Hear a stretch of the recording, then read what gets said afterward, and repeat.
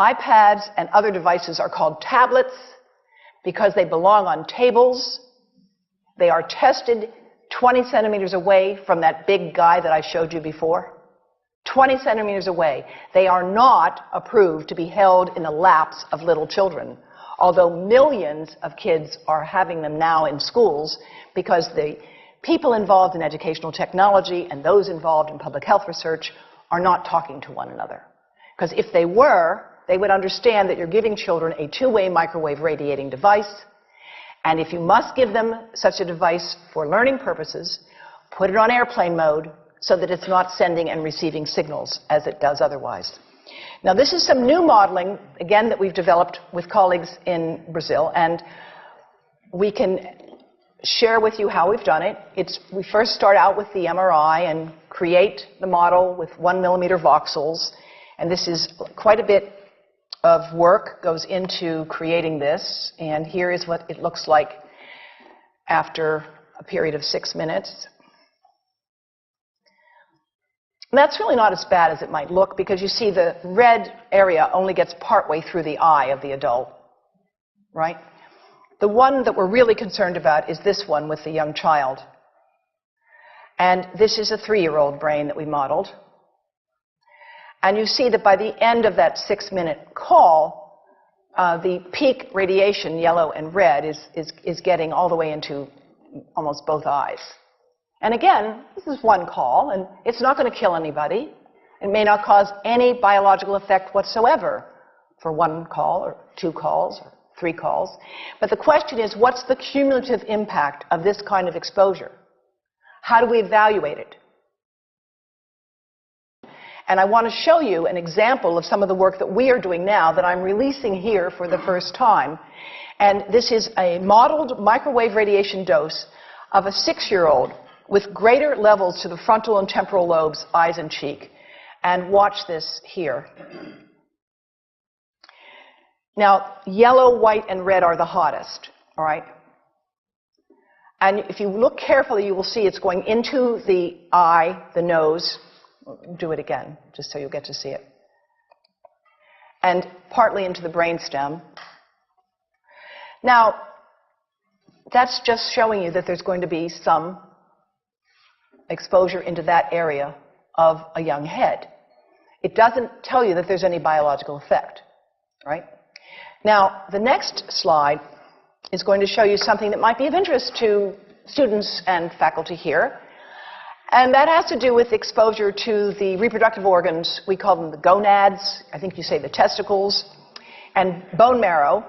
And look here at the radiation as it gets into the groin area. And that's just from having a mobile phone modeled into the pocket. And this, again, is based on a normalized SAR with I think we had a dipole antenna. Now, the breast. The breast is mostly fat, contains a lot of fluid. Things that contain fat and fluid cook faster in the microwave oven. Now, a cell phone can't cook anything, all right? Mobile phones do not pop popcorn. That was a fraud. They don't make any heat that we know of, otherwise they wouldn't be permitted.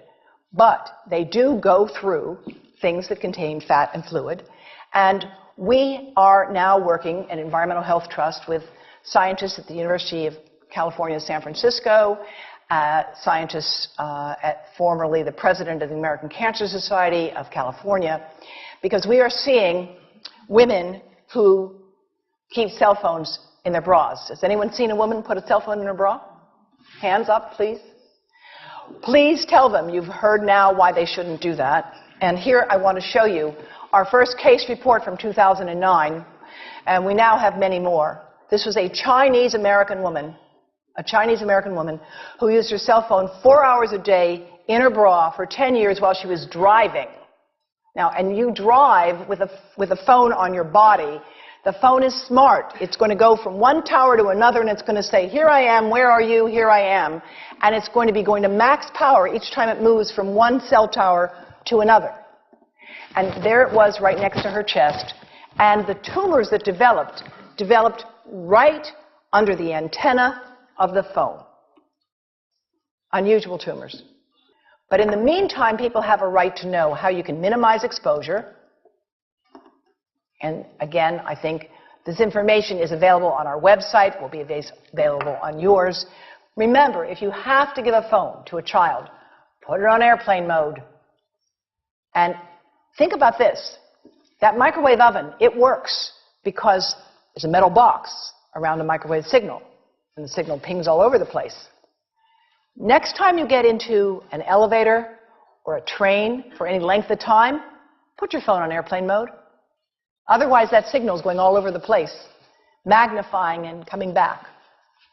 Keep the mobile phone away from you when it's on and you are asleep. Now, it takes a village to do a lot of things. These are some of the people whose materials I've used today with their permission, and I can't read this list to you, but I want you to know that I feel really honored to be working with some of the most talented people in the world on this issue. And they have given me permission to share these materials with you. And I leave you with this thought from Albert Einstein. The world is not dangerous because of those who do harm, but because of those who look at it without doing anything. So, thank you.